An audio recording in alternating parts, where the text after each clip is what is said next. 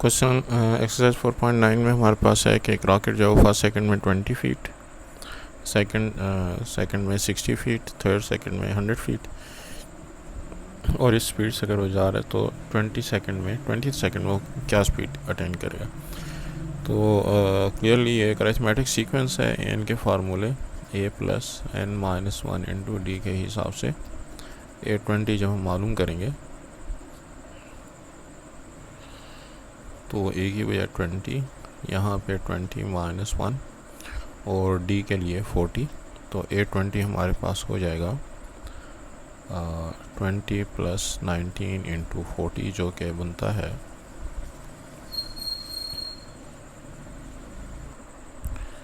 तो इससे हमारा आंसर आता है 780 फीट। तो 20 सेकंड में जो है ये 780 फीट की। क्वेश्चन नंबर 2 में है कि हमारे पास फर्स्ट रो में 21 सीट्स हैं, सेकंड में 22, थर्ड में 23। तो इस तरह से जो है ये 30 तक 30 रोज़ तक ये सिलसिला चल रहा है। तो अगर मुझे मालूम करना है कि हमारे पास टोटल रोज़ कितनी है, टोटल सीट्स कितनी हैं, तो मैं अगर n/2 2a plus n-1 into D इसका फार्मूला लगा दूं तो मेरे पास S30 के हिसाब से 30/2 फर्स्ट रो में मेरे पास 21 सीट्स हैं, 30 मेरे पास टोटल रोज़ हैं और हर आने वाली रो में एक सीट ज़्यादा है तो A2 माइनस A1 मेरे पास 1 हो गया। इसको सिंप्लीफाई करने से मेरे पास बनेगा 15, 42 प्लस 29। इसको सिंप्लीफाई करके बनता है तो आंसर बना जी 1065। तो 1065 जो है ये तादाद बनती है जो कि 1200 से कम है। इसका मतलब ये हुआ कि अगर हमारे पास 1200 बंदे आते हैं तो वो इन सीटों पे फिट नहीं हो सकते। तो seats are less compare to invited guests.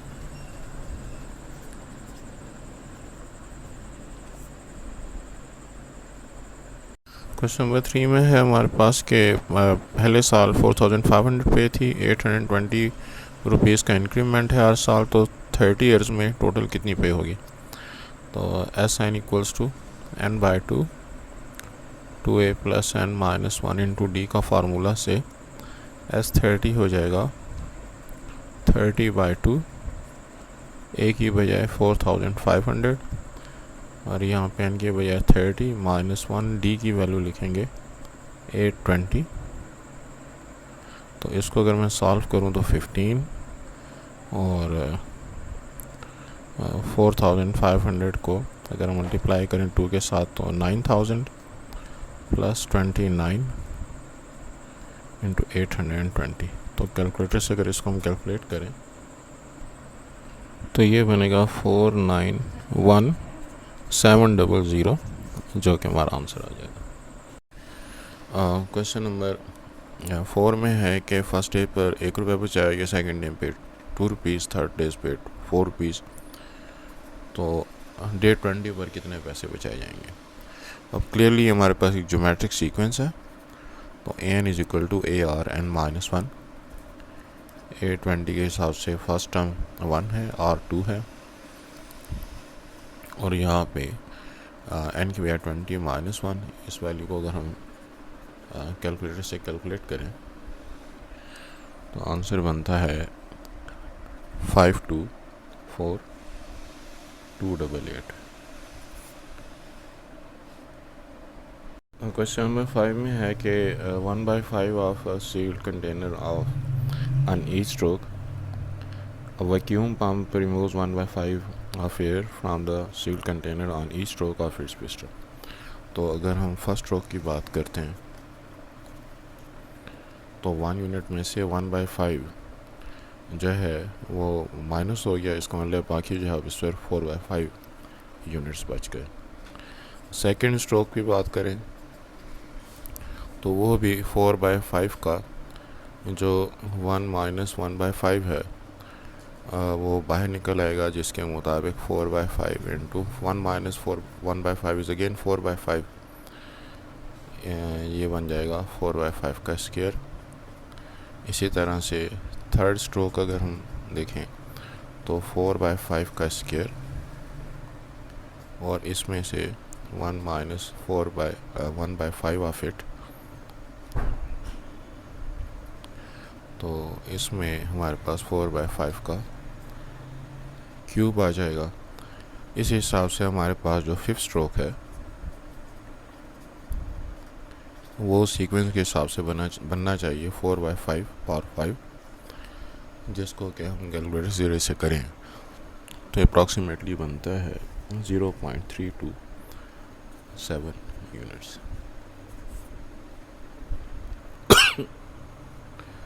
और अगर हम इसको परसेंटेज में कन्वर्ट करना चाहते हैं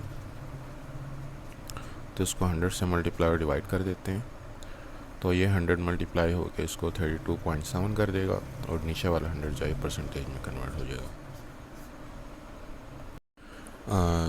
जो हमारे पास यहाँ पे प्रिंसिपल अमाउंट है वो 2000 है। 11% ईयरली के हिसाब से जो है वो इस पे इंटरेस्ट पे करना है। 4 साल के बाद जो अमाउंट पे करनी है, ऐसी सूरत में हमारे पास जो फार्मूला होता है वो होता है 1 + p⁻n। अगर परसेंटेज वैल्यू को बढ़ा रही है और अगर घटा रही है तो फिर प्लस की बजाय माइनस, लिहाजा A4 हो जाएगा principal amount 2000, 1 + p = 11% and n = 4। तो इसको अगर मैं सिंप्लीफाई करता हूँ तो 1 + 11/100 = 4, जैसे कि आंसर बनता है, तो ये बनता है ये 3036.14082 अप्रॉक्सीमेटली कैलकुलेटर की मदद से।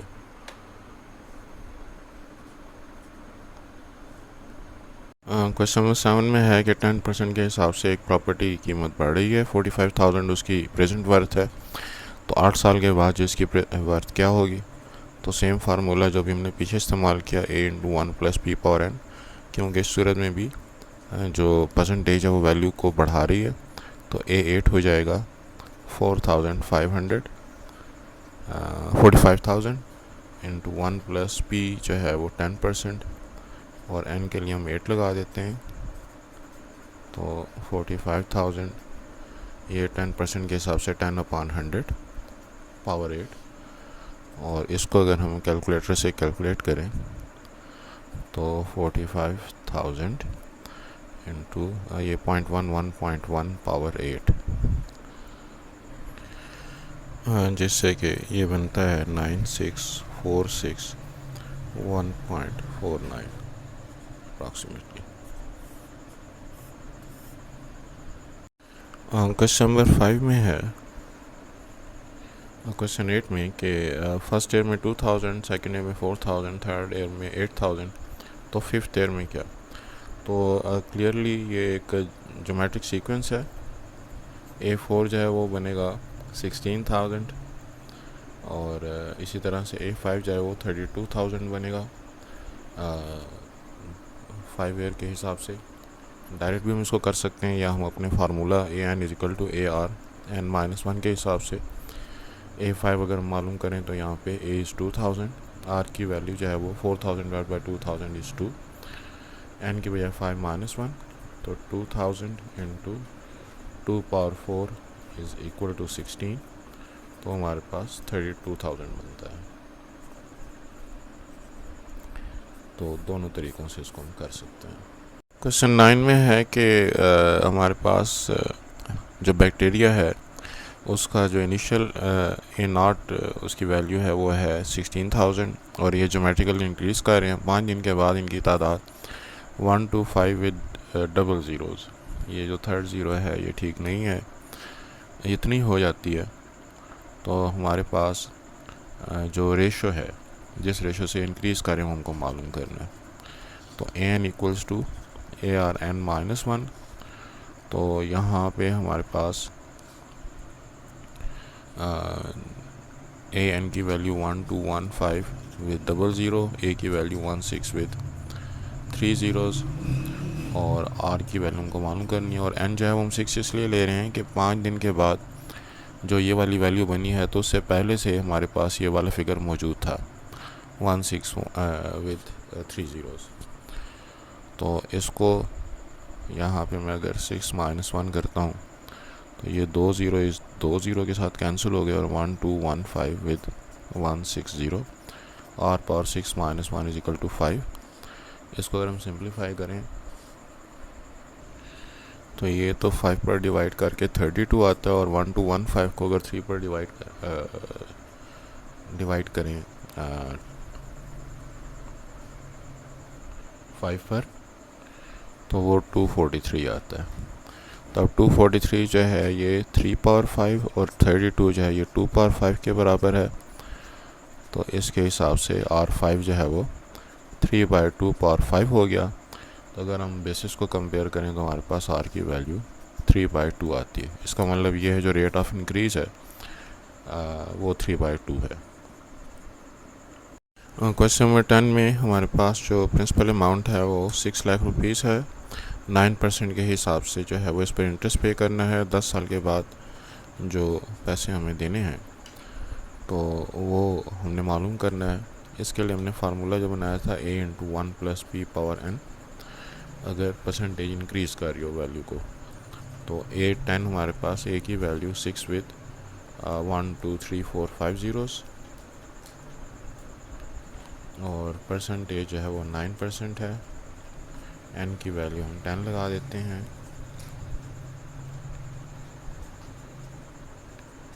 तो 9/100 पावर 10, इसको जब हम कैलकुलेट करेंगे तो ये बनता है, तो इससे हमारे पास जो वैल्यू बनती है वो है 1420418.205।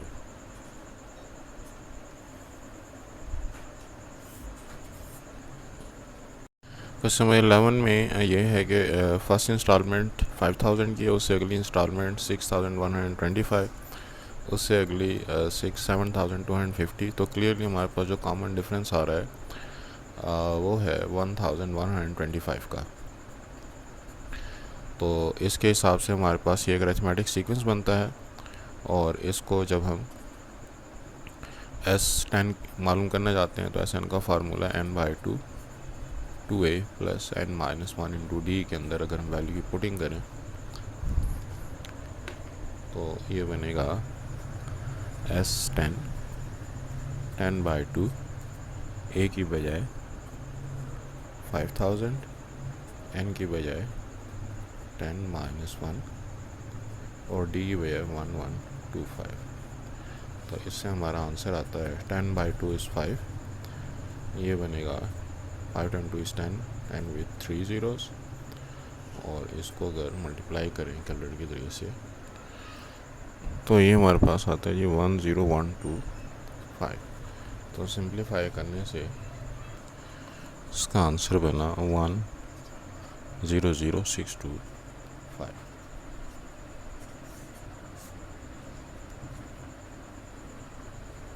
क्वेश्चन नंबर 12 में फर्स्ट मंथ में 1300, फर्स्ट मंथ में 13000, सेकंड मंथ 14500, थर्ड मंथ 16000। तो ये सिलसिला 2 साल तक जब चलता रहे तो फिर 2 साल में हमारे पास 24 मंथ्स बनते हैं। तो टोटल पैसे जमा कराए वो हमने मालूम करना है। क्लियरली एक अरिथमेटिक सीक्वेंस है जिसमें कॉमन डिफरेंस जो है वो 13,000 से अगर 14,500 माइनस किया जाए तो ये बनता है 1,500। तो Sn का formula n/2 2a + n - 1 × d, और इसमें अगर मैं 24 पुट कर दूँ तो 24/2 a की बजाय 13,000, n - 1 24 - 1 और d की बजाय 1,500। ये हमारे पास 12 बन गया। 2 6 विद 3 ज़ीरोज़, और इस वैल्यू को हम 23 × 1500 कैलकुलेटर से कैलकुलेट कर लेते हैं। तो इससे हमारा आंसर बनता है ये 726 विद 3 ज़ीरोज़।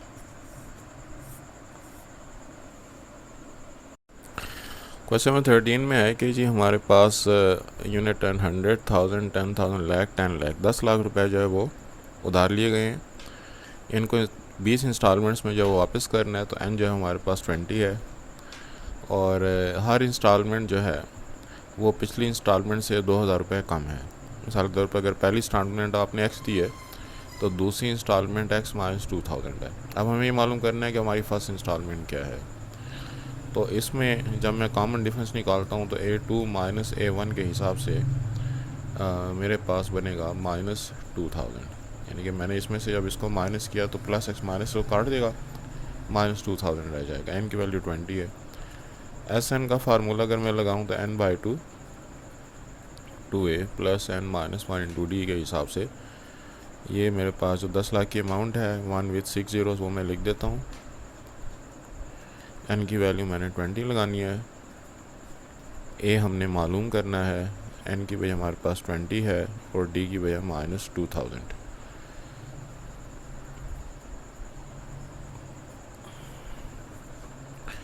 तो ये बनेगा 1 विथ 6 ज़ीरोज़, ये 10 हो गया, और यहाँ पे हमारे पास 2a 20 माइनस 119 इंटू माइनस 2000।